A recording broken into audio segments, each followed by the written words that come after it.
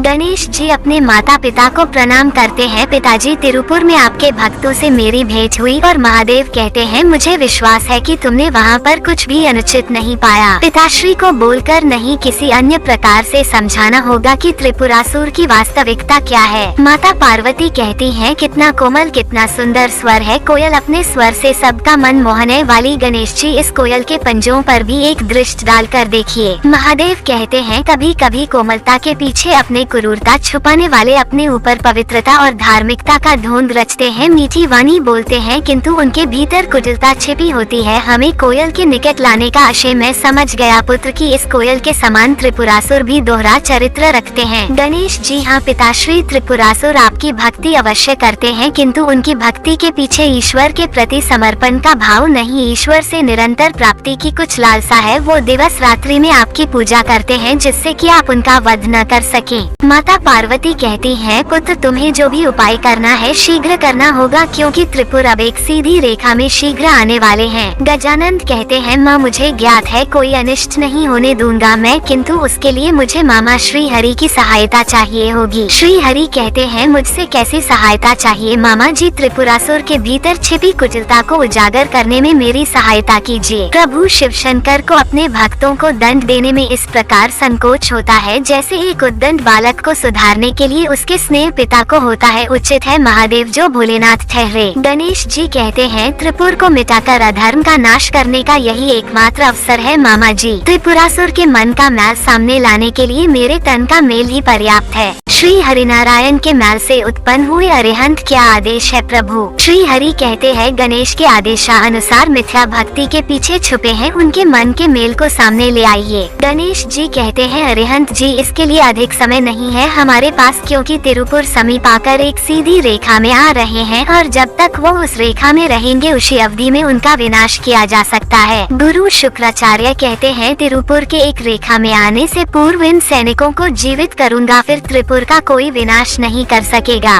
त्रिपुरा और कहता है मैंने सुरक्षा के प्रबंधन और कड़े कर दिए हैं अब यज्ञ में और विघ्न नहीं आएगा। गुरु शुक्राचार्य कहते हैं देवताओं पर हमारा आधिपत्य स्थापित करने की गुप्त योजना ज्ञात है, उसे वो विघ्न उत्पन्न करने का प्रयास अवश्य करेगा किंतु मैं अपने उद्देश्य में अधिक रहूंगा। इस संघर्ष में केवल असुरों की विजय होगी। माता पार्वती कहती है तिरुपुर के एक रेखा में आने में कुछ ही समय शेष है, ये अवसर बीतने से पूर्व पुत्र गजानन को कुछ करना होगा। गणेश जी कहते हैं अरिहंत जी आप मेरी योजना भली भांति समझ गए ना? हाँ माता पार्वती नंदन श्री गणेश, किंतु स्मरण रहे यह कार्य हमें नियति समय अवधि में ही पूर्ण करना होगा। मैं नारायण का अंश अरिहंत तिरुपुर में प्रवेश का इच्छुक हूँ। अरिहंत से भयभीत होने की आपको आवश्यकता नहीं है, मैं तो यहाँ अपने नवीन मित्रों की सहायता हेतु आया हूँ। अरिहंत को प्रवेश करने दिया तो समस्त तिरुपुर वासियों के सुख और समृद्धि का एकमात्र स्रोत वो दिव्यामृत प्राप्त कर लेंगे। आप कहीं छल तो नहीं कर रहे? ये नारायण के अंश होकर उनके शत्रुओं के लिए अमृत क्यों लाए हो तुम? आपका कहना सही है, अंश हूँ उनका मित्र नहीं, सेवक हूँ उनका किंतु शुभ चिंतक नहीं। जिस प्रकार आप असुरों को कोई स्वीकार नहीं करता ठीक उसी प्रकार इस अरिहंत का भी तिरस्कार किया है। स्वयं नारायण ने नारायण के मैल से उत्पत्ति हुई है मेरी, इसीलिए मुझे अपनी स्वयं की इस उत्पत्ति को वो आप असुरों के समान मैली मानते हैं और इसीलिए मैं आपके समक्ष मित्रता करने आया हूँ। यदि आपको स्वीकार हो तो कहें और वह तिरुपुर में प्रवेश कर जाते हैं। त्रिपुरासुर कहता है तुमने मुझसे असत्य क्यों कहा कि तुम्हारे पास वास्तविक अमृत है? प्रतीत होता है कि तुम्हें महादेव पुत्र गणेश ने भेजा है और हाँ तुमने तिरुपुर में प्रवेश करने के लिए छला है हमें। अरिहंत कहते हैं एक विषैली छाया का प्रकोप है आपके मन पर, आपके दुखों का नाश करने वाला, आपकी इस विषैली छाया को हटा देने वाला अमृत है हमारे पास। महादेव की भक्ति का ढोंग यह भी तो एक विष के समान ही तो है, किंतु इस विष से मुक्ति दिलाने वाला दिव्य अमृत लेकर आया हूँ। तिरुपुर जैसे संपन्न पूर्ण के अधिपति होते हुए भी काम लोभ मोह मदिरा इन सब से दूर क्यों हैं आप? त्रिपुरासुर कहते हैं शिव भक्ति से हमें सुरक्षा प्राप्त होती है, आपकी ये ढोंगी भक्ति महादेव को ज्ञात है। सत्य है भक्ति में व्यर्थ कर रहे हैं अपना जीवन। गणेश जी कहते हैं पिताश्री अब शीघ्र ही सत्य आपके समक्ष आ जाएगा जब त्रिपुरासुर द्वारा आपकी झूठी भक्ति समाप्त होगी और सत्य शीघ्र आपके नेत्रों के समक्ष प्रकट होकर आपको विश्वास दिला देगा। पुत्र मेरे भक्त किसी भी स्थिति में भक्ति के मार्ग से नहीं डिगे।